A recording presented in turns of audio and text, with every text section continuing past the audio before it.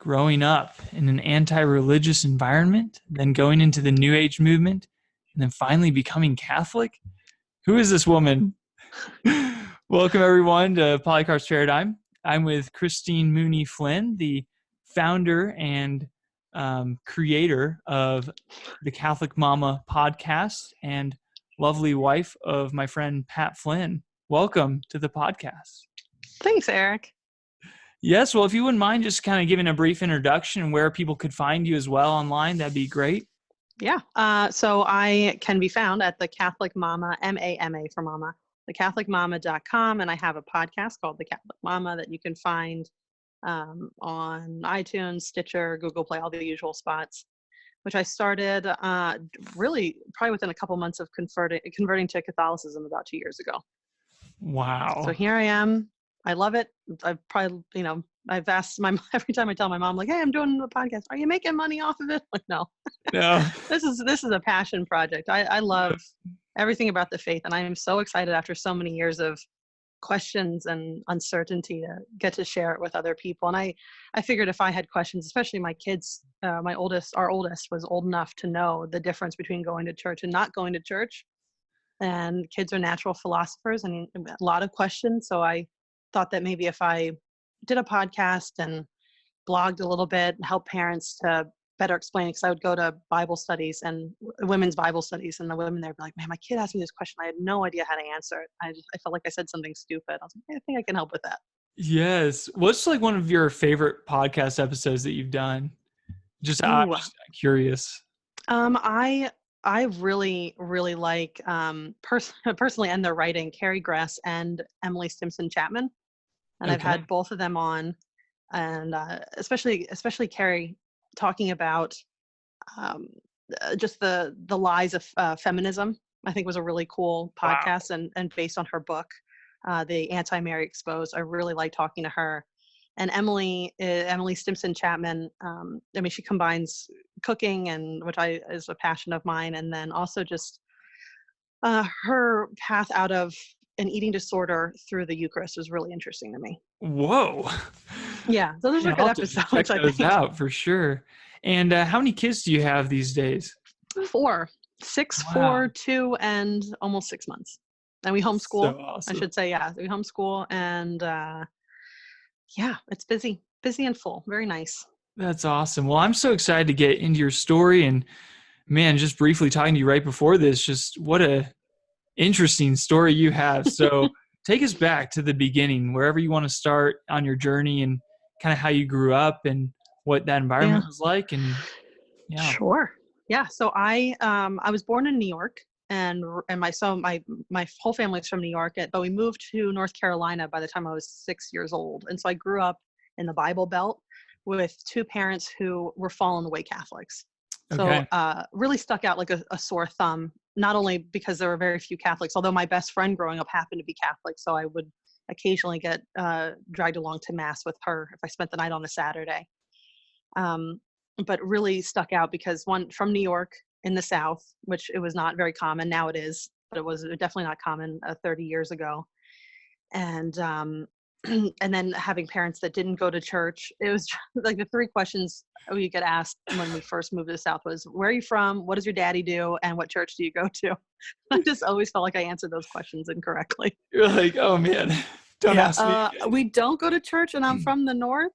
It's just not. It was a little hostile back then. Now it's different. I mean, there's been so many Northerners or outsiders coming into, especially to where I grew up, was in Raleigh, North Carolina, which Duke and Chapel Hill and NC State and the Research Triangle Park, banking, biomedical stuff. So it's definitely opened up, and it's not I don't want to say backwoods, but it's not that closed in like it used to feel. Which actually, looking back, I'm nostalgic about it. I wish it was. They used to be closed on Sunday. Everything was closed on Sundays, which my family and I would complain about as being non-Christians. But looking back, it would be nice if it was still like that. Wow. And how many siblings did you have? Just one. I have one older brother who he's not a believer either. Okay. And I think, I know the statistics that if the father isn't really a practicing faith-filled person, then the children probably won't be. Okay. And that Yeah. is definitely the case because my mom is very spiritual but not religious. I'm, slowly. She prayed a rosary not too long ago, so I'm slowly, Wow. slowly getting her back. But there's a lot of other things.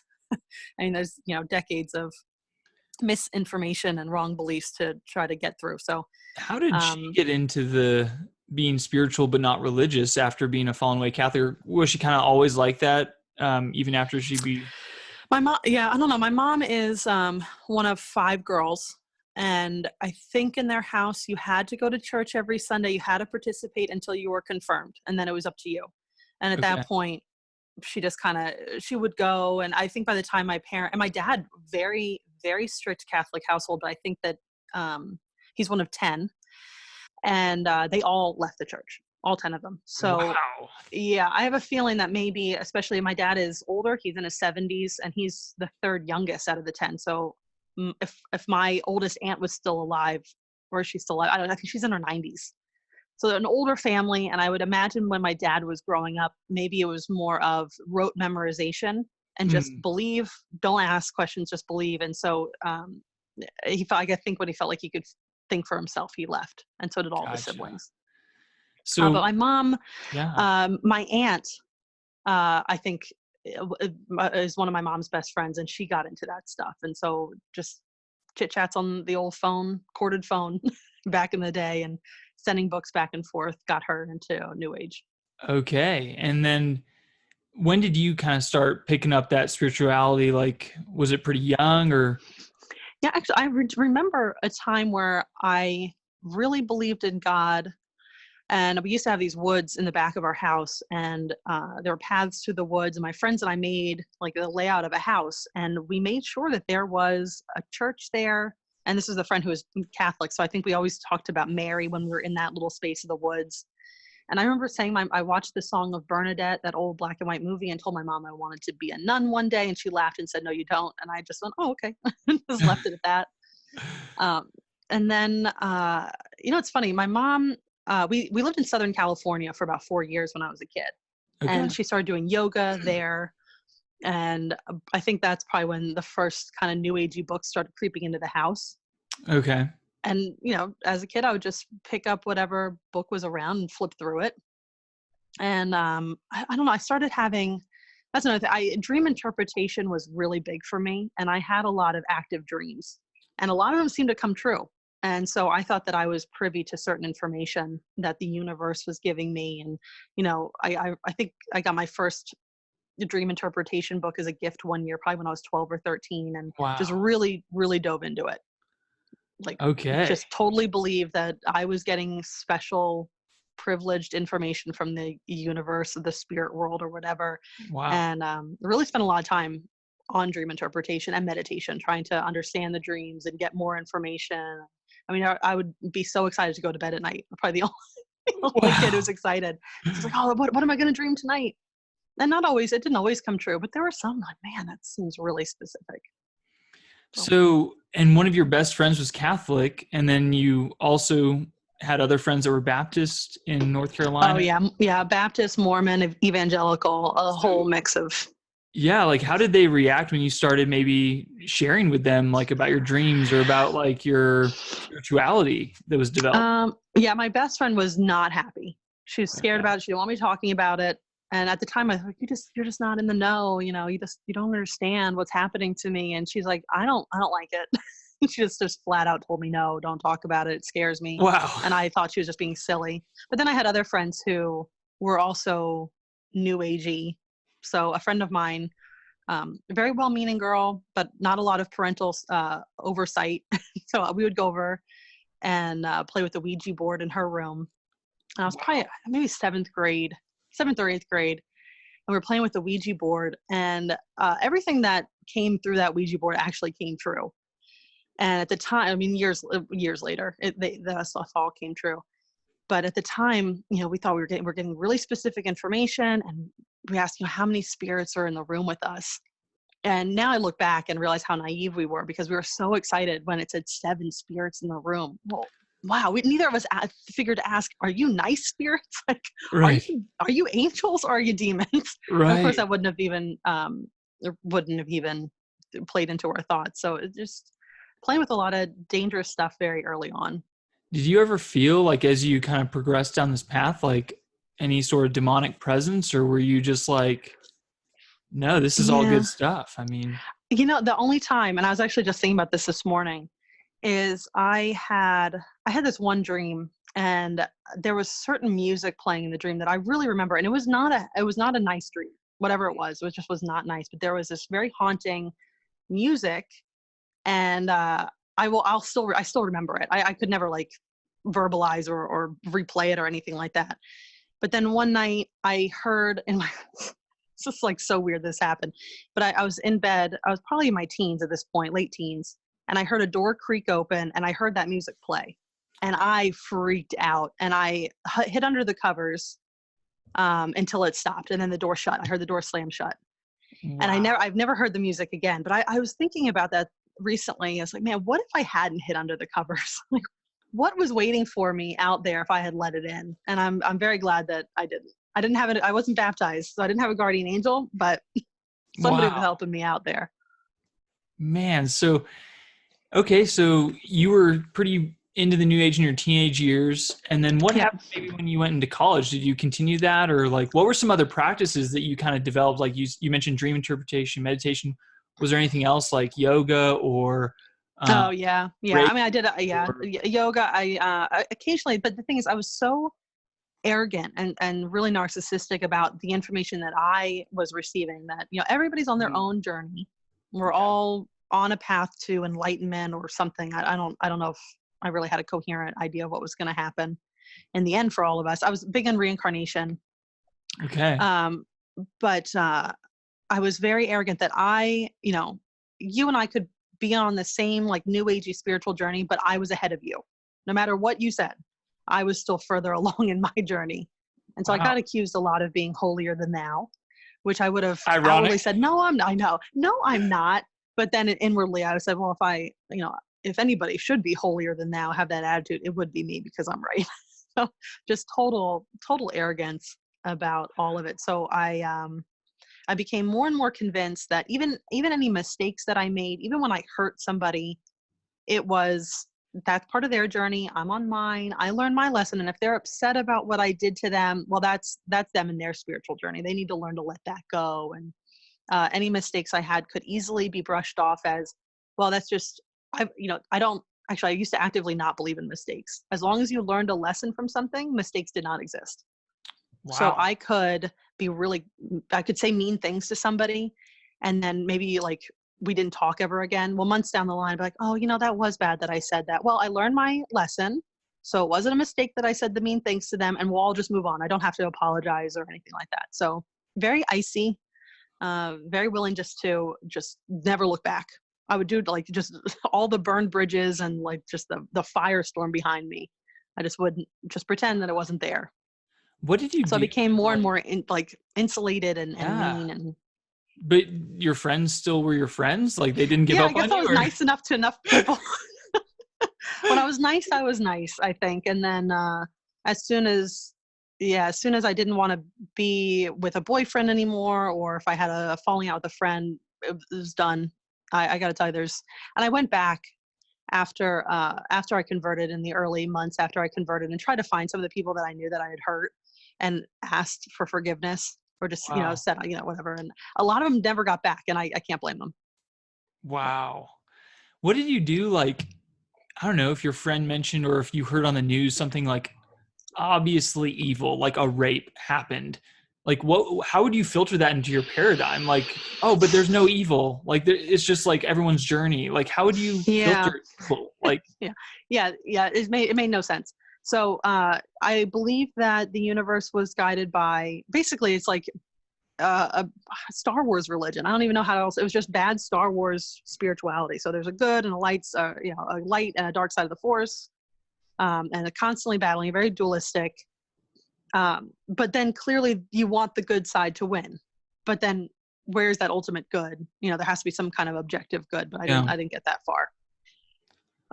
So, I mean, there'd be reincarnation. So if somebody did something really terrible that was part of their spiritual journey, and they would have to pay for that in some way, karma, and the next life they would have something cruel happen to them, or they would get more chances in other lives to learn from past mistakes and gradually with each life attain a higher and higher life force. But then if you were really bad, like say Hitler or a Stalin, then you would be frozen in a spirit state until you learned your lesson, like in a spiritual jail or something like that. Oh, wow. I didn't realize that. Is that common with reincarnation belief? I don't know. I know a few people and I've read a few books, so it's out there, but yeah. This is a silly question, but like when you would see, when you would see like a cockroach or a grasshopper or like a blade of grass, even, I don't know, like would you be like, man, they must have really screwed up in their previous life? Like, I did not believe that you would regress into an inanimate or a non-human form. So you would be just a different human. Well, then did you look down on like the poor or like the people that were kind of down and out? Like, man, you must have messed up in your previous life. Like, yeah, I don't think I think I was just very indifferent to them. That's part of their journey. I was disgusted by weakness of any kind. So if anybody expressed any kind of people who had addictions, anything like that, I would really struggle with being compassionate towards anybody. That's your journey. Who am I to say what you're on? That was a stupid thing for you to choose to become addicted to that substance or to be depressed over that, which it's just a very, very icy, mean way of thinking. And did you ever get into like energy work, like with Reiki or energy portals and all those things? I actually, I got invited. There was this one like crystal shop that I went into. It was not to buy. I was on my way to I actually did not believe in any of this stuff at this point, but I needed to buy pretty rocks for something. Okay. Some project I was doing, and I could not find them anywhere in person except for this little crystal shop. So I went in, and the woman started asking me a bunch of questions. I was actually with Pat. Pat got dragged into doing Reiki. They invited me, but I was like, well, I have a couple kids. I'm not going to leave the house at 8 o'clock at night to go do this of all things. So I sent Pat. But other than that, I've never done that. I did. I've gotten my palm read a few times. I did something where you shake up rocks and sticks in your hand and throw them onto a table. But I was also very difficult with any of that stuff. Like I would go, if they were at the flea market and wanted $10 to read my fortune, I would do it. But I would put up this wall, be like, you know what? I'm way more advanced than you. You're not going to be able to read me. Go for it. Wow. Try your best. You're not going to get in. So I would always.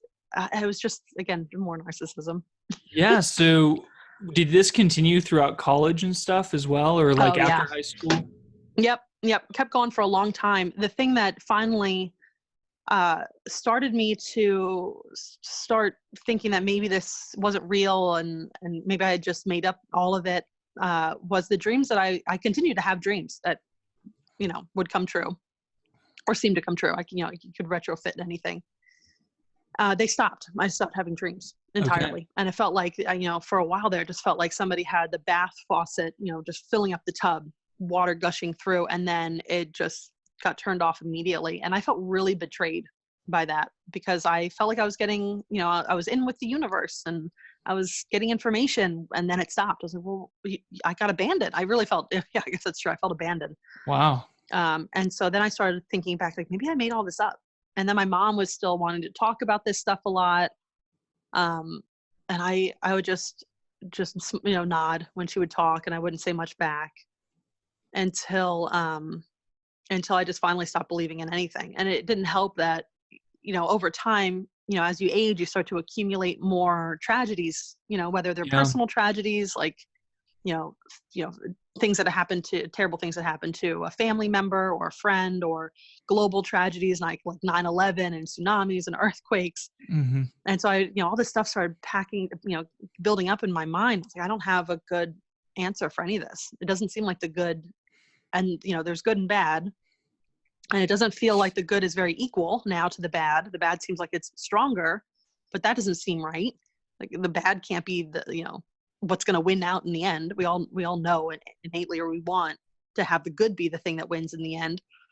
So I decided, well, maybe there isn't good and bad. Maybe there's no equal forces at all. Maybe there's just nothing. And maybe this is all just happenstance and we're just a random collection of atoms. So you And at that became point, an atheist, like, for yeah, sure. and at that point, that was with Pat, because I hadn't really even entertained the idea of being an atheist until uh, Pat started just here and there. He would never really talk much about it, but I would talk about my experiences, and then I don't even know how we started talking, because that's not something we really talked about when we were first together. Our What an belief systems. interesting. I would have loved to be a fly in the wall in y'all's conversations. Like, you're talking about all this new age stuff, and he's like, "Yeah, I'm an atheist." You know? Yeah. I think he just kind of like, yeah, all right, uh, maybe for you or whatever. I don't know. Yeah. So I respect him very much. He's a very intelligent person, and here's this very intelligent person whom I respect and love telling me that there's nothing. I'm like, well, all right, there's nothing. So Did you ever, like, because you had those Christian friends growing up, like, what did you do with the person of Jesus? Did you just visit? mm, You view him as like a guru or ascended master, or like when they were like, no, he's the savior? Like, what did you do with the person of Jesus back then in your yeah, new age that, stuff? well, it's hard because growing up in the Bible Belt, there was a level of being open with your faith that I just was severely uncomfortable with, and all of the not all, I should say, a lot of the Christians that I was exposed to on a regular basis, we did not get along. So it was like like kids in the neighborhood who would scream that we were going to hell, and Oh, it's just like. And then I remember actually the one thing that really turned me off towards Christianity in general was I was at a slumber party with a girl who her family was from Hong Kong, and me, and then two Southern Baptists. And the Baptist it was at one of the Baptist house, and they started talking about the rapture, and it was like this, telling ghost stories. And I feel so bad for the poor girl, because she was about to fly back to Hong Kong the next week to visit family. And they're like, well, when the rapture comes, you could be in an airplane, like when you're going next week, and, half the people get taken up, just disappear, their clothes are left, and then you're a slave of Satan for 1,000 years. And the oh, poor girl, I mean, she was crying. She was so scared. She wasn't sure she wanted to go visit her family in Hong Kong anymore. And then I started defending. What's funny is that through all of this, if anybody was getting bullied, I could not stand it. I was always the anti-bully. And so I felt like she was getting bullied. And so I started yelling at them. And I was just, all I could think of was, if there is Jesus and there's God, I can't imagine that he'd want to scare this sweet little girl, this sweet 12-year-old girl, into thinking that she was going to go on an airplane, and half of her, the people on the plane were going to disappear to heaven, and then she would just be stuck on earth because she wasn't a believer. wow. So that just really turned me off to anything related to that. And I thought that as I got older, I didn't really understand. I'd get asked like, have you accepted Jesus Christ as your personal Lord and Savior? I'd hear the whole time, like, I don't know what that means, or probably not. I just figured that he was a middleman. I thought Yeah. that any organized religion was just, some people were just weak enough to need some direction by a church, and that's good for them. But I just need to get to the, worshiping the Source. universe Yeah. or whatever. And I'm going to do it through, I'm not going to do it through Jesus Christ. I don't need that. I'm stronger than that. Wow. More advanced. He's just a guru. Yeah, I guess a guru, like just a middleman trying to get people to God. Well, that's good for some people. No thanks. Wow. So, yeah, so you went into New Age, and from there, you became an atheist for how many years would you say you were like an atheist? I but like committed, and also mocking Christians and mocking believers at that point. Probably 3 or 4 years, I think. Wow. Actually, yeah, maybe 5 years. It was a good chunk of the first. Yeah. I guess as a confirmed atheist, probably 3 or 4 years, and then but it was several years prior to that where I felt like Mm. that abandonment, betrayal by Yeah. spiritual Yeah. stuff, and so I just started moving away from it, and feeling more cynical. Did you ever feel during those years like, I don't know, just a sense of purposelessness or emptiness, or were you always just like, or you just didn't think about those things? You were just focused on your day to day, or what was kind of your thoughts in the? No, I was still very aware, and just very acutely aware of that something was missing, or that I was called to something higher. I just didn't know what it was. My biggest fear throughout my teen years and early 20s, would have been mediocrity. I was really, really scared of just being a mediocre so-and-so. And so what I would do, because I didn't feel like I had, I didn't feel like I was very special, I guess, or worth much of anything. So I would either stay with somebody or be friends with somebody or stay at a job for just a little while. And then as soon as I felt like maybe they were getting to know me too much, I would just bounce. So I probably, by the time I was 25, I probably had about 30 jobs and went through friends and boyfriends and just like cycled through because I just didn't want anybody to see that maybe I wasn't as cool or adventurous or whatever that I felt like I should be, that I would have been called to something more important than what I was doing. So I always felt like there was some ultimate end that I should have be achieving. I just had no idea what that was. And then always felt like what my brother and I would joke around that it's the Darth Vader complex, like it's just this general darkness that's just chasing after us that we can't get away from. And I mean, now I know that it's just our, original sin that we have to try to rectify and move past. But yeah, it's just constant searching and constant running away. Wow. So what was like the first thing that kind of made you curious about God again? Or like maybe it was Pat, or I don't know what it was, but what was the first thing that was like, well, maybe I'm wrong about this atheist thing actually? Yeah. Yeah, it was several things at once, probably. I would say, once I realized that I was Christian and then Catholic, God made really quick work, and I converted and like wholesale got rid of all my past beliefs and became a Catholic. And but before that, I mean, it's just a lot of small things over time. Something that's like probably pretty inconsequential, but now, I look back now, it's actually important. I got tired of being cynical. So my mom and the kids, this was after a couple of my kids were born. My mom would send the kids like, I don't know, decorations for 4th of July or something cute for Valentine's Day. And I was so tired of just like going, oh, another holiday, rolling my eyes at yet another thing we have to do that's meaningless, so I got tired of that. I wanted to have fun again. I wanted to like be joyful, which I just wasn't. I just was not a joyful person. I'd also become a no person. And I know that drove Pat crazy. So I'm more introverted anyway. And I was working full time in an office. So I would come home after being bombarded by people all day. And I just wanted to hole up. And Pat is the opposite. He's an extrovert who needs to be around people, but he works from home. So I would come home, be like, hey, what's going on? Let's go out. Let's go see people. I'd be like, no. So I just became this, I would say no for everything. Hey, you want to go out? No. I need like 3 days notice to get the energy to want to do this. Wow. I was just tired of, I wasn't always like that. It just got worse over time. And so I got tired of being a no person and being cynical. And then on top of that, Pat started, we get a lot of books delivered from Amazon. And so suddenly it wasn't the typical books that he was reading. It started to become more new agey or spiritual books. Eastern religion stuff was showing up in the mail. And then more philosophy and Aristotle. And then of course, Aquinas after that. And when I saw that he was asking a lot of questions and I got angry, I was very angry because I felt like, he brought me into atheism. He pulled me finally down to that pit of saying I didn't believe in God. And now he was climbing back out and leaving me there. Wow. And I was just angry. I was very, very angry at him for doing that. But it's still, that was a little fizzer in the hardness of my heart. But really the thing that changed everything was giving birth for the first time and becoming a mother. Wow. Because before that, I love it. It's ridiculous now that I'm a mother and I know different.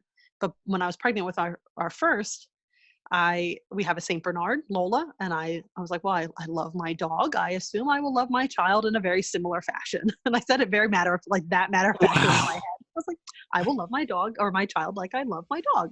That's just how it will work.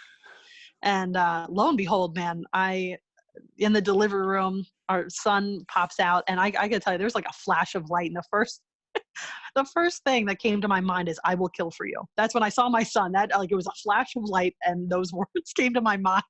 Wow. Like, well, that's different than what I expected. And I fell in love with my son, and he's just so cute. And I came to this, it was just a moment of real confusion because I love my son and I was pouring hours, he didn't sleep for like 2 years. So it was 24/7. I was spending all that time with him and caring for him and reading him books and teaching him things and, giving him love. And to think that in 100 years we'd be dust, and nothing was horrifying to me. How could that possibly be that I love my son this much and yet it'll disappear and it'll be done. So I had real problems. I started being very nervous about my mortality, and started getting depressed anytime I would, really sad, just thinking about the future, knowing that his childhood will come to an end, and eventually will die. Just really sad. I just became really, really sad, but then Wow. also hopeful that maybe if I love him this much, maybe that means that there's a meaning to that love, and maybe there is something bigger than that. So Wow. I like to look back and think that, the love that I have for my son helped me to love the son. Wow. So, and you mentioned that you had become Christian first and then like become Protestant and then Yep. became Catholic later. So how did that happen from when your son was born and then, okay, like I want to become Christian. I want to give my life to Christ. Oh, that was a very scary thing. Yeah. So uh, my whole family is on I mentioned this, I think, before we started recording. My dad is of a skeptical nature.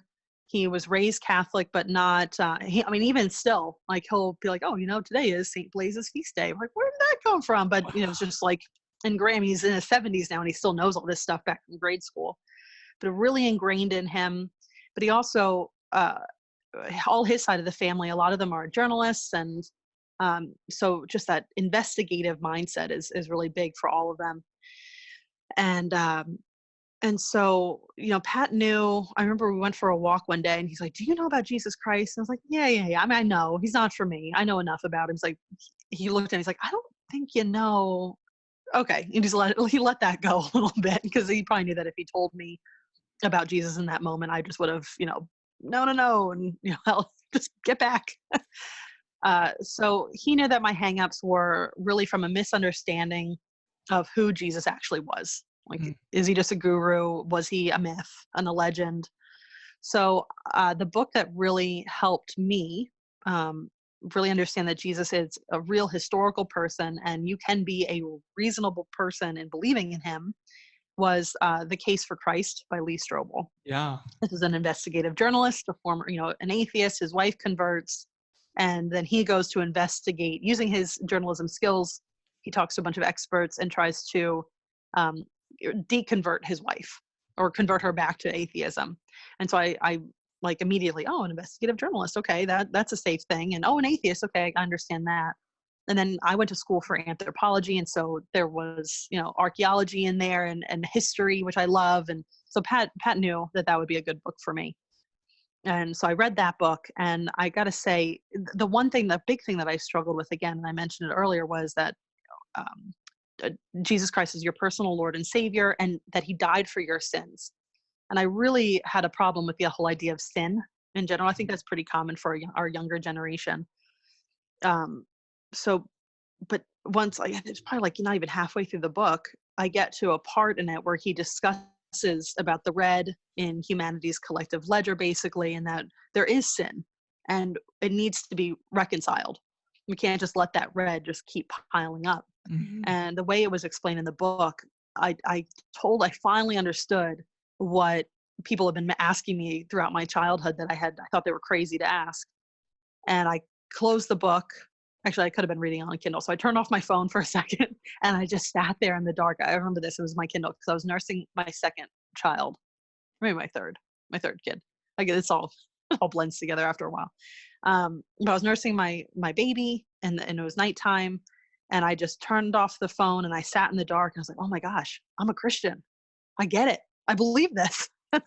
And I just sat there. I was like, whoa, okay, what do I do now? And I had no idea. Wow. But the one thing that kept coming to mind and had been niggling at me for a long time, months, is I saw this advertisement on Facebook for something. I don't even know what it was for now, but it's the tagline for it was, "What if for 30 days you just believed?" And I don't know what they were selling. I never went back and tried. I couldn't find it when I went back to look for it. But I was like, well, what if for 30 days I believed? And it kept, over the course of a couple months, it kept just sticking out in my mind. And so when I sat there uncertain and, sitting there in the dark, uncertain what that meant to be a Christian or what that meant for me, I was like, well, what if for 30 days I just believed? What if I read the Bible and prayed and learned about Christian faith and maybe wore a cross necklace? And if somebody asked me if I was a Christian, what if I said yes? What would happen? And I was like, well, the worst case is, 30 days down the line, I realize that this is all bunk and I still don't believe, and it'll be a little embarrassing. I'll have to eat crow a little bit, but I can at least say, go back to my atheism and say, well, look, I gave it an honest try and I still think it was a bunch of baloney. Okay.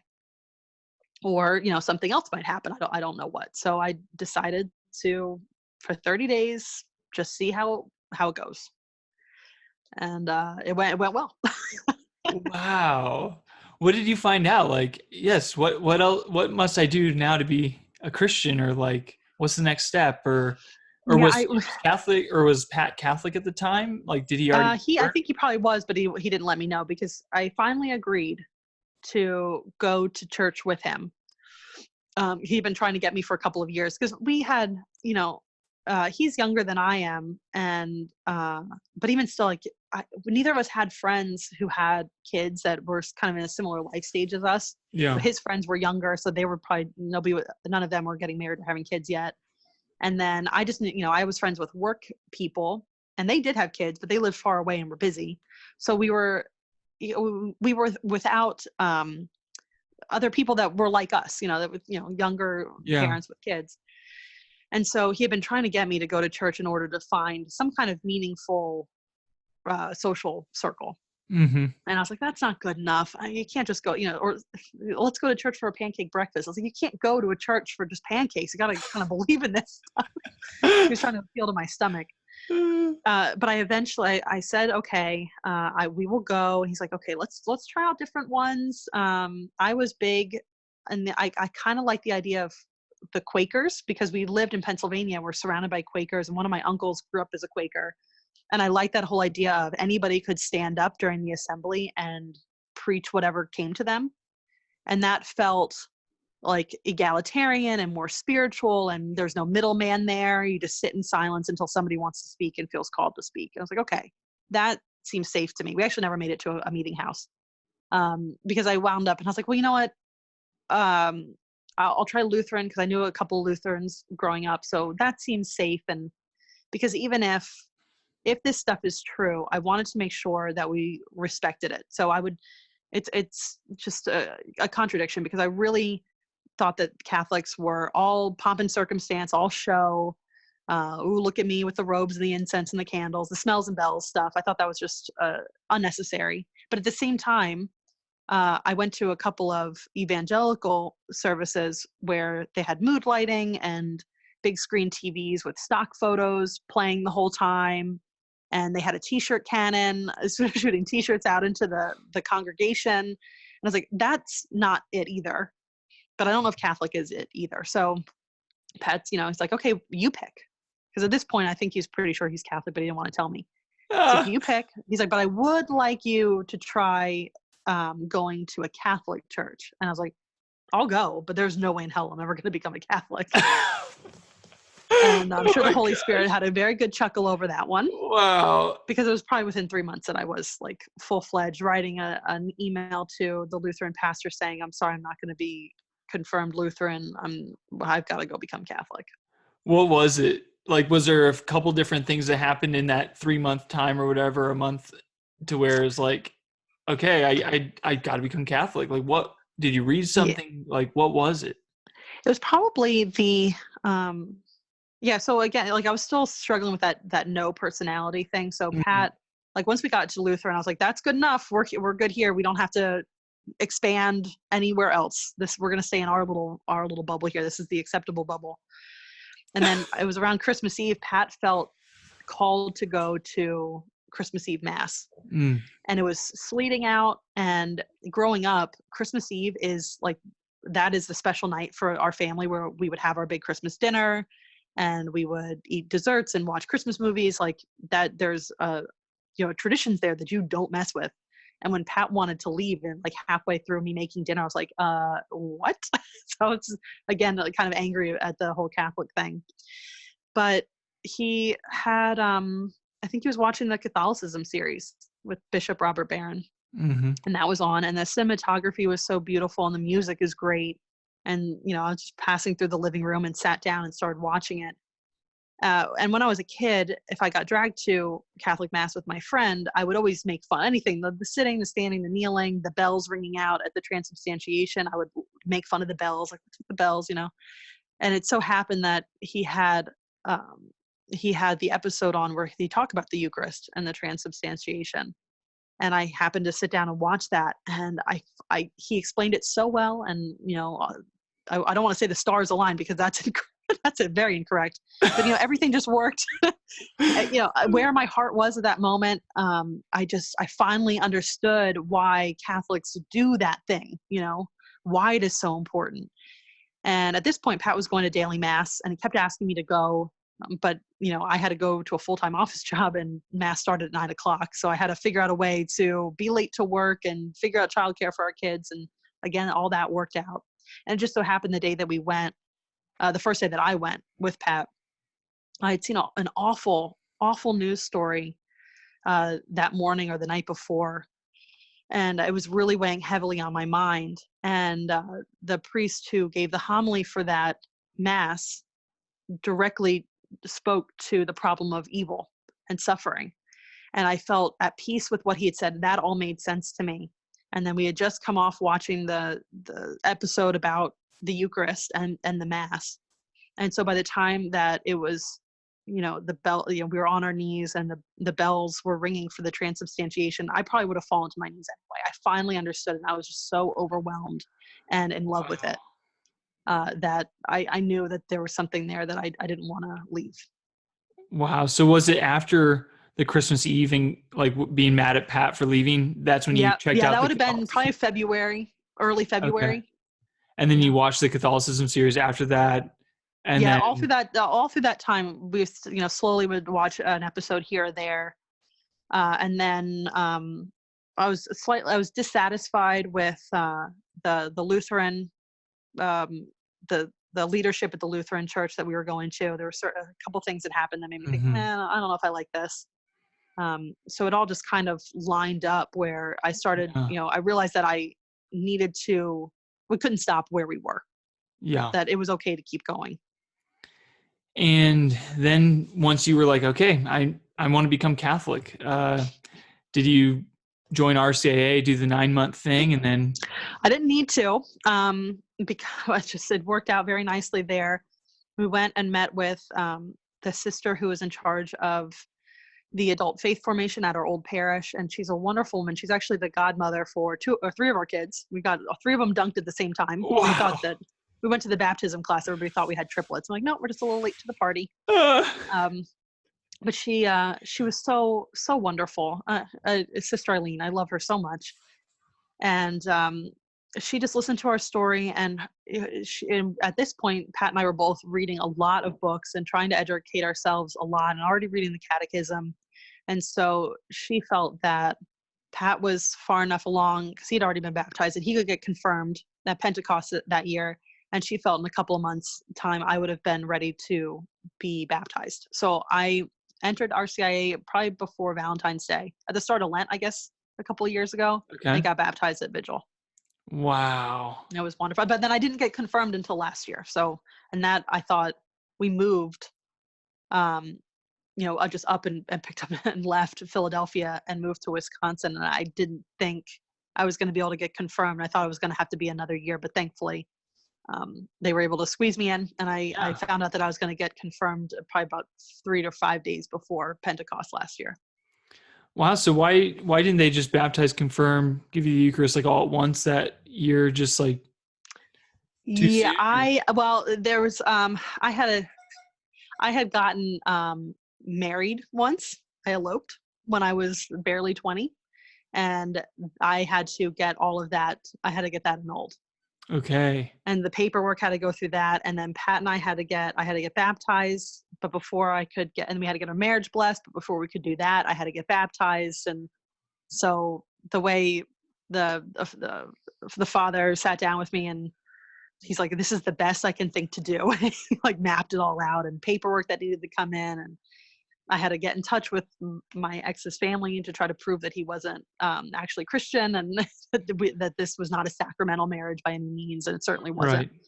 Right. Um, Was that pretty tough? Like, were you to go through that and just be like, gosh, this seems like just a bunch of bureaucracy? Or like, were you like, no, I at understand what the first, church teaches and so I'm fine with it? Or like, yeah, I have always balked under the idea of authority, and this is why I think it's the Catholic faith is true, and why I believe in it wholeheartedly. Is I have always struggled with authority. Somebody telling me what to do.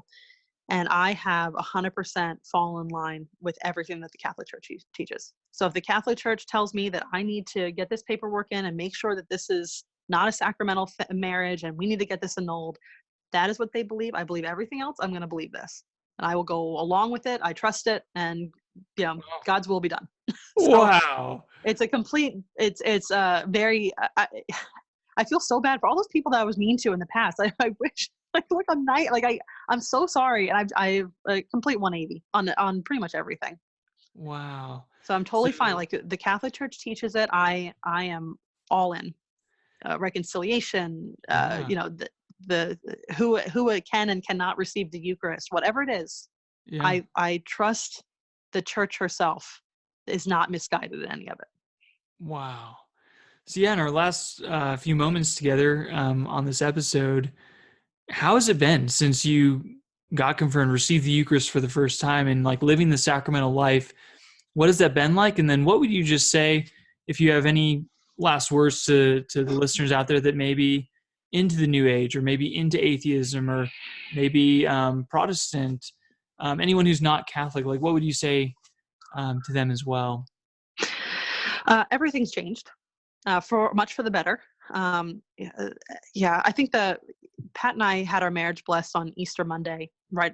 2 days after I got baptized, and just making our marriage into a sacrament changed the whole family life.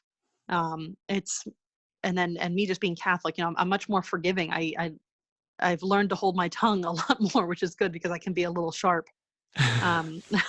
I've learned to be more patient. Patience is a huge thing that I've struggled with. And over time, I would just be so frustrated with myself that I would snap at somebody or get impatient. Like, why can't I be better? And, the more I've just prayed, just prayer life, and finally seeing some improvements in my personality, these traits that haunted me, that I could not seem to fix on my own. Realizing that I'm not alone, and there's a whole host of saints and angels who are rooting me on, and that it's just all become so, the life is harder, right? I can't just turn my back on somebody because they're struggling. I can't be like, well, that's your problem. I'm on my journey. I'm good. You take care of your own. I can't do that anymore. So it's been difficult in that way, but it's a good kind of suffering. The suffering that I feel that I have to reach out and stick around to help somebody, or, work through a difficulty in a relationship or, a friendship or whatever it is, it's all worthwhile. And so, the meaning that I was looking for in my own life, the fear of mediocrity, completely disappeared. I am a daughter of God, and it's a beautiful life. It's a hard life, but it was hard anyway. Life's going to be hard whether or not you have Jesus. You're going to suffer whether or not you have Jesus. And with Jesus, though, like you said, the burden is light and the yoke is easy. It's absolutely true. Wow. Well, Christine, thank you so much for coming on the podcast, sharing your story. And I just encourage everyone out there to check out The Catholic Mama. And yes, please do. Lots on there. And I've talked about this conversion story and a lot of other stuff. I think I'm over 100 full-length episodes now. So lots to dive into. All right. Well, thank you so much. Yeah, thanks, Eric. This has been fun.